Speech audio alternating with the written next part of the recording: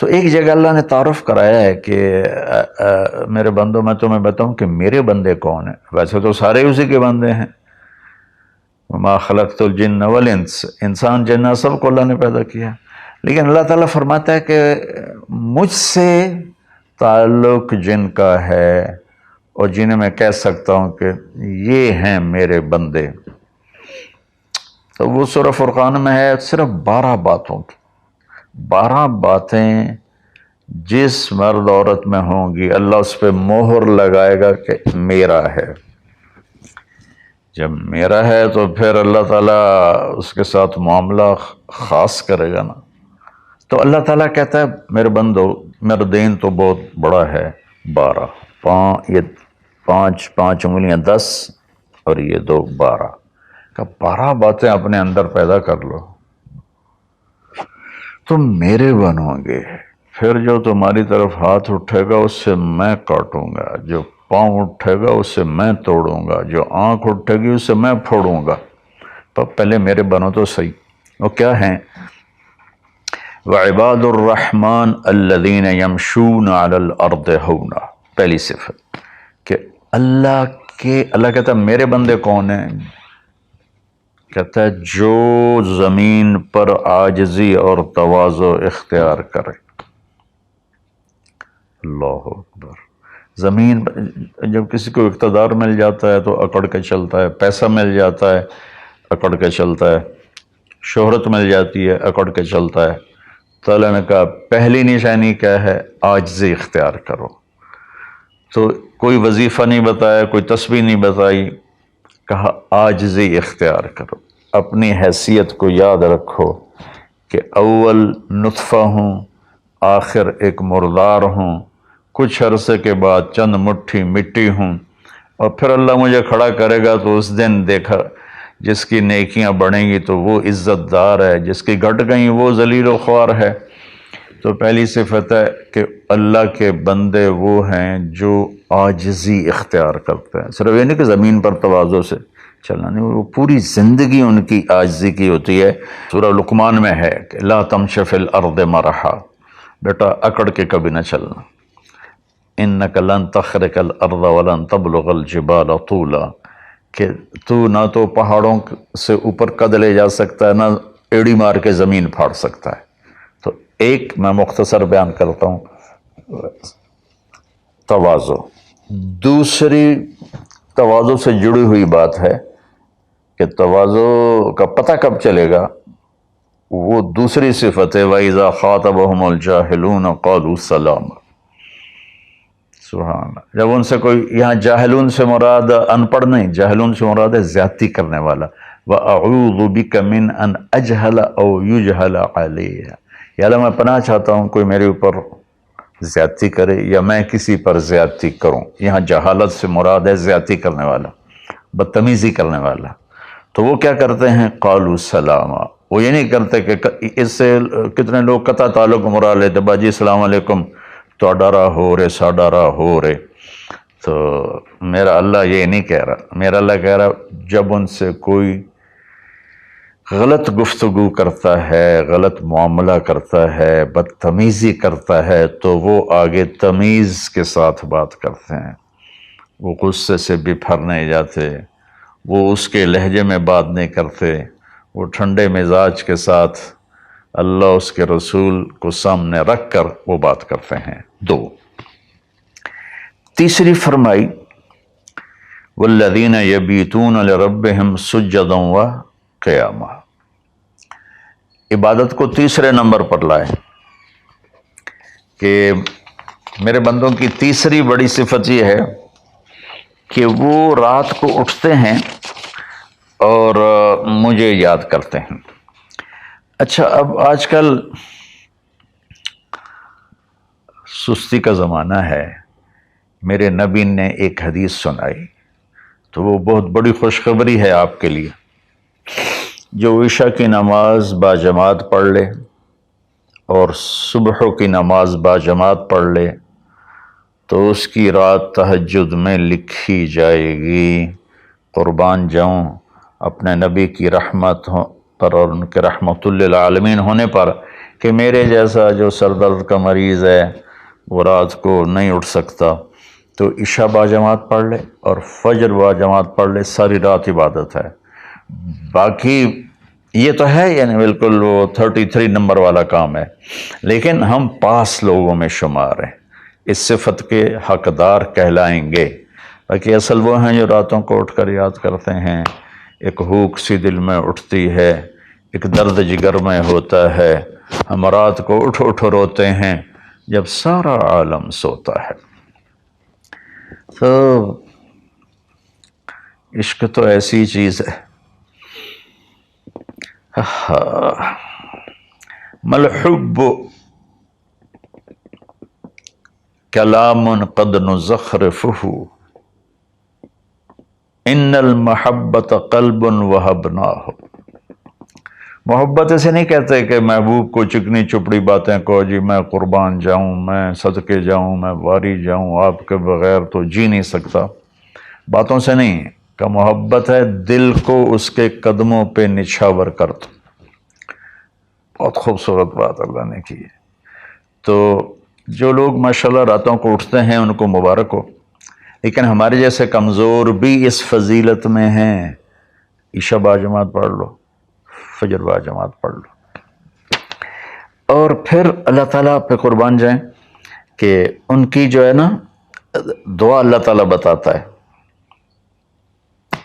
والذین یقولون ربنا اصرف عنا عذاب جہنم ان عذابها کان غراما۔ وہ اللہ ان کی دعا بتا رہا ہے کہ وہ کہتے ہیں یا اللہ ہم سے عذاب جہنم دور فرما، چونکہ یہ نہ ٹلنے والا عذاب ہے جو چمٹ جاتا ہے، اور وہ انہا ساءت مستقرا و مقاما، اور یا اللہ وہ بہت ہی برا ہے، بہت ہی برا ہے۔ تو تہجد اور دعائیں، دعا بہت بڑی طاقت ہے، بہت بڑی طاقت ہے، بہت بڑی طاقت۔ ہم نے دعا ایسے ہی بنائی ہوئی ہے، فرض نماز کے بعد مولوی صاحب رٹے رٹائے جملے بولتے ہیں، ہم پیچھے آمین کہتے ہیں۔ دعا وہ ہے جو آپ تنہائی میں اللہ کے سامنے گڑ گڑا کر بولتے ہیں۔ میرے نبی نے فرمایا اللہ کے سامنے روو، اچھا اگر علم تبکو فتباکو، اچھا اگر تمہیں رونا نہیں آتا نا تو رونے کی شکل بنا لو۔ چوتھی چیز بتاتے ہیں، والذین یقولون ربنا اصرف عنا عذاب جہنم ان عذابها کان غراما انہا ساءت مستقرا و مقاما۔ یا اللہ جہنم سے بچانا اور جہنم کے عذاب سے بچانا، وہ اللہ آپ پہ ہی معاف کرے گا۔ یہ ہمارے اب تو عام ماحول میں جی اللہ آپ پہ ہی معاف کرے گا، اللہ بڑا غفور الرحیم ہے، اللہ آپ پہ ہی معاف کرے گا۔ تو میں تو اپنے ماحول میں بات کرتا ہوں اپنے عزیز رشتہ داروں سے کہ اللہ آپ پہ ہی کپا کٹ دے گا، سپرے نہ کرو، پانی نہ لاؤ، کھاد نہ دیو، آپ بہے کوئی بی پا دیو، اللہ آپ پہ ہی کٹ دے گا۔ لے جی مولانا صاحب کہیں گل نہ کریں دیو، بھلا کدی پانی تے کھاد تے سپرے تو بغیر بھی کاشا ہوئی۔ تو اللہ یہی کہہ رہا ہے کہ ڈرو مجھ سے اس جہنم کے عذاب سے اور اس سے بچاؤ کا راستہ اختیار کرو۔ پانچویں بات کیا ہے؟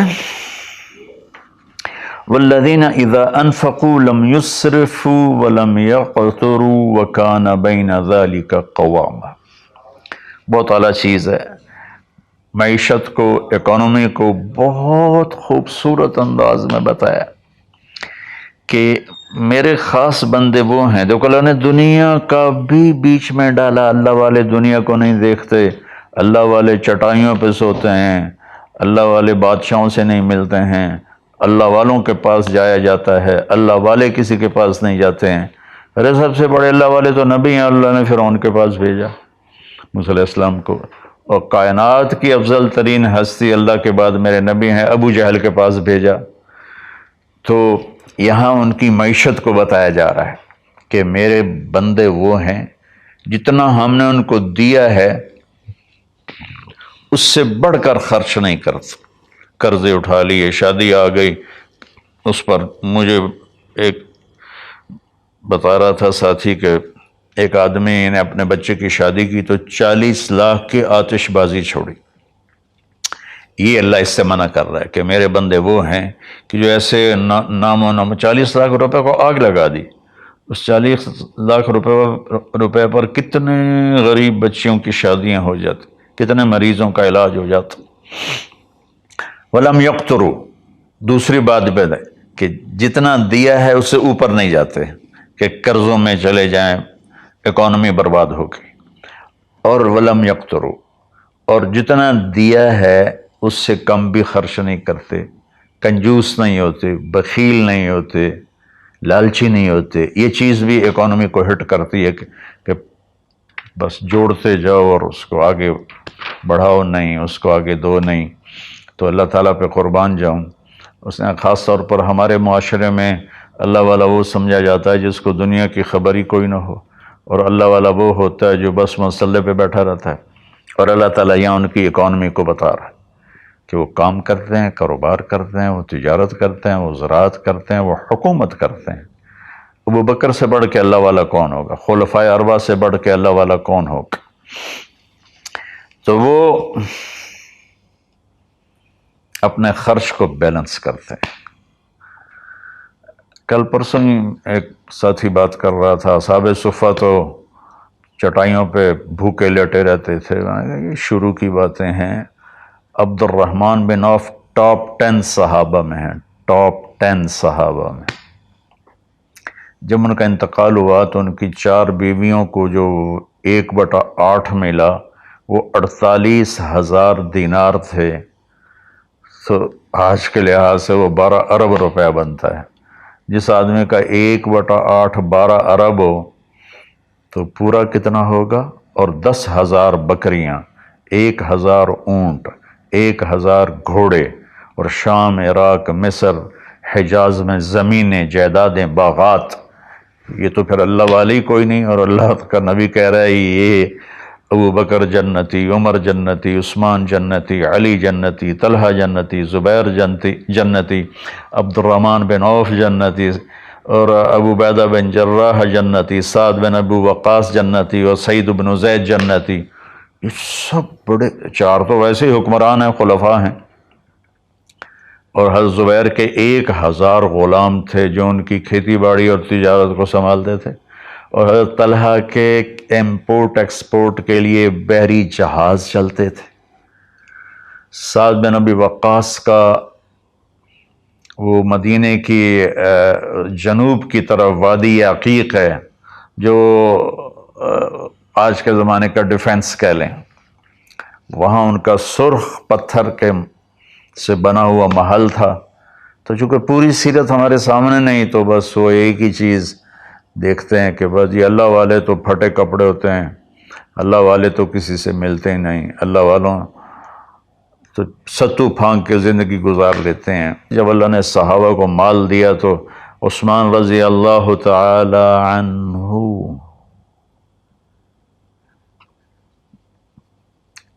کہنے لگے اپنی بیوی نائلہ کے لیے میں نے چادر خریدی ہے 300 دینار میں، 300 دینار میں، جو 7.5 کروڑ روپیہ بنتا ہے۔ اور کہہ رہے ہیں کہ پتہ نہیں اسے پسند آئے گی کہ نہیں آئے گی۔ تو ہم بیچ میں دنیا کو نکال نہیں سکتے، یہ بڑی غلط تعبیر ہے اسلام کی۔ اس کے بعد کیا ہے ان کی صفت؟ 3 کٹھی بتائی ہیں، 6، 7، 8۔ اب میں آپ کو 5 بتا چکا ہوں۔ تواضع، عاجزی، اور برائی کا جواب اچھائی، اور راتوں کو اٹھ کے بندگی، اور اپنے کاروبار زندگی میں اعتدال اور بیلنس آف اکانومی تب ہوگا جب اخراجات کو کنٹرول کیا جائے گا۔ وہ ایک آدمی مجھے ملنے آیا تو کہنے لگا یہ اتنے کروڑ کی گھڑی، اور میرے پاس گھڑیوں کا ڈھیر ہے، کروڑوں روپے، ہر گھڑی کی قیمت کروڑوں روپے ہے۔ یہ تو نادانی کی بات ہے، نہ کہ کوئی فخر کی بات ہے۔ پھر اللہ تعالیٰ نے بتایا 3 صفتیں کٹھی بیان فرمائیں، وہ کیا ہیں؟ والذین لا يدعون مع اللہ الہا آخر، جو توحید کا جام پیتے ہیں اور اللہ کے سوا کسی کو اس کا شریک نہیں ٹھہراتا۔ دوسرا کیا ہے؟ وَلَا يَقْتُلُونَ النَّفْسَ الَّتِي حَرَّمَ اللَّهُ إِلَّا بِالْحَقِّ، جو ہمارے علاقے میں خاص طور پر جو قتل کی دشمنیاں ہیں، اور اپر پنجاب میں جو قتل کی دشمنیاں ہیں، گجرانوالہ کے ارد گرد، گجرات کے ارد گرد خاندانوں کے خاندان تباہ ہو گئے، اور ایسی سرحد اور بلوچستان کے قبیلوں کے قبیلے تباہ ہو گئے، اور نمازی 5 وقت کے۔ اور میرا اللہ کہتا ہے جو کسی کو قتل نہیں کرتا سوائے حق ہے۔ حق ہے، کوئی زانی پکڑا جاتا ہے اور شادی شدہ ہے اور 4 گواہ اس پہ لگ جاتے ہیں، ہم اس کو قتل کرو۔ اور کوئی جنگ ہے کفر اور اسلام کی، جب اس جنگ میں جب سامنے آئے لڑائی کرنے والا اسے قتل کرو۔ لیکن جیسے آج کل ہمارا ماحول ہے قتل قتل قتل قتل، بھائیو اللہ کہہ رہا ہے جو میرے بندے ہیں نا وہ کسی کو ناجائز قتل نہیں کرتے۔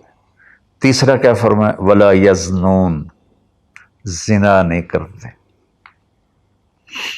زنا کیسے پھیلتا ہے؟ بے حیائی سے، جو چند دن پہلے میں نے بات کی تھی، تو کچھ لوگوں نے برا منایا، باقی تو اکثر نے ایکسیپٹ کیا۔ زنا بے حیائی سے پھیلتا ہے۔ اللہ کہتا ہے قُل لِّلْمُؤْمِنِينَ يَغُضُّوا مِنْ أَبْصَارِهِمْ وَيَحْفَظُوا فُرُوجَهُمْ، ایمان والوں سے میرے محبوب کہو کہ آنکھیں نیچی رکھیں اور زنا سے اپنے آپ کو محفوظ رکھیں۔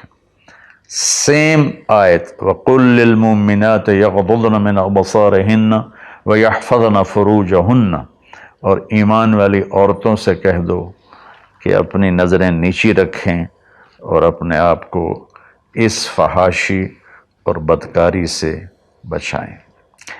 انسان جذبات کا پتلا ہے، اس کے سامنے جب بے حیائی ہوگی تو وہ یقیناً اس کے غلط جذبات ابھریں گے۔ اس لیے میرے اللہ نے، میرے نبی نے ہمیں ایک پاکیزہ اور حیا والی شریعت عطا فرمائی، اور اللہ کا فضل ہے امت کے اندر کہیں حیا چھپا ہوا ضرور ہے۔ خاص طور پر میں اپنے ان بھائیوں سے کہوں گا جو شادی کرنے کے بعد بھی الگ عورتیں رکھی ہوتی ہیں، اللہ کی قسم میں بڑے دکھ اور شرم کے ساتھ یہ بات کر رہا ہوں، کوئی میں ہٹ نہیں کر رہا ہوں، کہ میرے بھائی جو شادی کر کے بھی اور عورتوں سے تعلق رکھتے ہیں، اور اس سے بھی گری ہوئی بات ہے میری بہنیں جو شادی کے بعد بھی غیر مردوں سے تعلق رکھتی ہیں۔ یہ ہے ہمارے معاشرے میں، اللہ اس سے ہمیں بچائے۔ تو پھر آگے اللہ کہتا ہے اگر تم نے یہ کام کیا وَمَن يَفْعَلْ ذَلِكَ، اگر تم یہ تینوں کام کرو گے، زنا کرو گے، قتل کرو گے، شرک کرو گے، يَلْقَ أَثَامًا، بہت بڑا گناہ ملے گا، يُضَاعَفْ لَهُ الْعَذَابُ يَوْمَ الْقِيَامَةِ، بہت بڑا عذاب ہوگا، وَيَخْلُدْ فِيهِ مُهَانًا، اور ہمیشہ اس میں رہنا پڑے گا۔ لیکن إِلَّا مَن تَابَ، سوائے اس کے جس نے توبہ کر لی، وَآمَنَ، اور ایمان لایا، وَعَمِلَ صَالِحًا، اور اس نے اچھے عمل اختیار کیے۔ اب آگے خوشخبری سننا، اللہ یہ نہیں کہہ رہا اللہ ان کو معاف کر دے گا، اللہ کہہ رہا فَأُولَٰئِكَ يُبَدِّلُ اللَّهُ سَيِّئَاتِهِمْ حَسَنَاتٍ وَكَانَ اللَّهُ غَفُورًا رَحِيمًا۔ اللہ تعالیٰ فرما رہے ہیں کہ ہائے ہائے، اگر تم توبہ کر لو گے نا، ایمان لے آؤ گے، اچھے عمل کرو گے، تو میں صرف تمہیں معاف نہیں کروں گا، تمہاری برائیاں مٹا کے وہاں نیکیاں لکھ دوں گا۔ واہ قربان میرے مولا، کہتے معاف نہیں کروں گا، معاف بھی کروں گا اور تمہارے گناہوں کی جگہ نیکیاں لکھ دوں گا۔ یا اللہ ایسا کیوں کرو گے؟ کہ اس لیے کہ میں غفور الرحیم ہوں۔ تو من تاب وعمل صالحا فإنہ یتوب الی اللہ متابا، آگے اللہ نے بتایا کہ توبہ کرنے والا ہے کون؟ جو توبہ کرنے کے بعد اپنے عمل کو بدلتا ہے، اچھا کرتا ہے، یہ ہے صحیح توبہ کرنے والا۔ لیکن ایک خوشخبری سنا دو، مثلا ایک آدمی کی توبہ کر کے توڑ دیتا ہے۔ چند دن پہلے ایک نوجوان کا فون تھا، روز نے دھاڑے ماری کہ جی توبہ کرتا ہوں، پھر 15 دن بعد ٹوٹ جاتی ہے، پھر توبہ کرتا ہوں، پھر 15 دن بعد ٹوٹ جاتی ہے۔ میں کہا توبہ کرتے ہو؟ کہتا جی کرتا ہوں. میں نے کہا معاف ہے. وہ انسان ہی نہیں جس سے خطا نہ ہو، وہ انسان ہی نہیں جو بھولے نہیں. تو میرے اللہ نے توبہ کی کوئی لمٹ نہیں رکھی، نہ عدد نہ عمر. بھائی تو 60 سال کا ہو گیا ہے، تجھے حکومت پاکستان ریٹائر کرتی ہے، ہم بھی تیری توبہ قبول نہیں کریں گے. یا بھائی تو 3 دفعہ کر چکا ہے گناہ، اب ہم تیری توبہ قبول نہیں کریں گے. اللہ تعالیٰ کہتا ہے لو بلغت الذنوب عنان السماء ثم استغفرتنی غفرت لک ولا ابالی. میرے بندے میں اتنا بڑا رحم کرنے والا ہوں، تم ایک عورت یا ایک مرد اتنے گناہ کرو کہ زمین پہ رکھتے رکھتے رکھتے رکھتے آسمان کی چھت کو لگا دو، پھر ایک دفعہ کہو یا اللہ معاف کر، تو میں ساری معاف کر دوں. ہمارا اللہ بڑا پیارا اللہ ہے. اچھا، 9ویں صفت کیا ہے ان کی؟ والذین لا یشہدون الزور واذا مروا باللغو مروا کراما. اس کا ایک ترجمہ تو یہ ہے کہ جہاں گندی محفل ہو اور شرابی کی محفل چل رہی ہے، یا کوئی ناچ گانے کی محفل چل رہی ہے، یا کہیں کسی کی غیبت ہو رہی ہے، برائی ہو رہی ہے، کسی پہ ظلم ہو رہا ہے، تو وہ اس میں شامل نہیں ہوتے، چپ کر کے دائیں بائیں سے نکل جاتے ہیں. دوسرا ترجمہ یہ ہے کہ جو جھوٹی گواہی نہیں دیتے، جو جھوٹی گواہی نہیں دیتے. اچھا، اس میں ایک بڑی اور خوبصورت بات ہے، مروا کراما وَإِذَا مروا باللغو مروا کراما.